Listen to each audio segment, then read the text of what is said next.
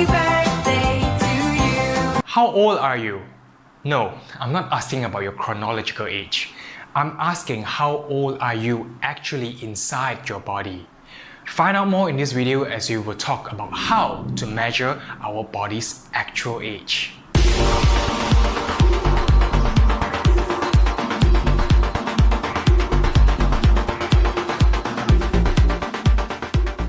Yes, we celebrate birthday every year.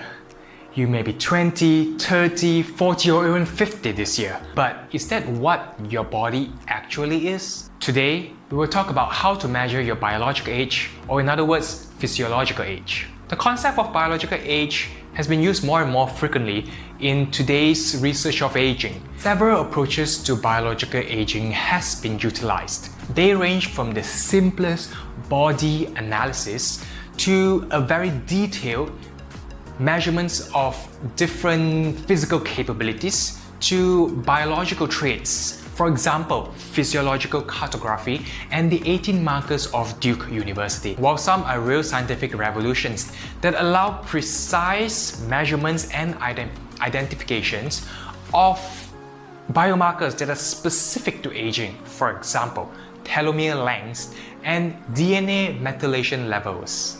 Let's look at physiological cartography, which is the sum of physiological and biological characteristics that have proven link to the aging process. Example of parameters that are tested include blood cholesterol, bioimpedance of the body, waist measurement, heart rate, and many more, which has well connections to the aging processes, and we can assess the longevity of the subjects. The values given from the different tests are then compared to a reference table to determine how advanced is a physiological age of a person compared to his or her chronological age.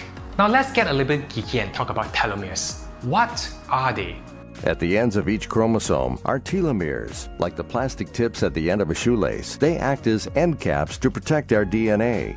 However, every time a cell divides, the chromosomes must also replicate, and these telomeres shorten. Eventually, they become so short that they can no longer protect the chromosomes. The cell ages and can no longer function properly. This telomere shortening is a root cause of aging. Basically, the shorter the telomere length is in your body, the older your body is, which are more susceptible to develop aging diseases and early death. Next, let us understand about DNA methylation. It is like an off switch in our genes. Certain genes will be turned off in certain ages in our life. Cells use this to control gene expression. What are gene expressions, some may ask? Example of gene expression is when we are young, we have black hair. But this gene will be turned off at a certain age when we get older, and then white hair will start to develop. Understanding this, it is possible to use a gene chip to look at our gene expression to study human development, aging, and age-related illnesses. And it can become a very good tool to evaluate anti-aging therapies. In conclusion, we know that changing the telomere length and gene expression is the key to anti-aging. What are the factors that affect such changes? Find out more in my next video, where I will share interesting findings on the relationship between telomere length and various age-related illnesses. Now, for those who have missed out on my previous video, please click here to find out more on why a human ages and to understand a little bit about the 9 hallmarks of aging. For those who find value in my videos, please hit the like button, subscribe if you haven't, and please comment if you have any question. Now, I'll see you more in my next videos.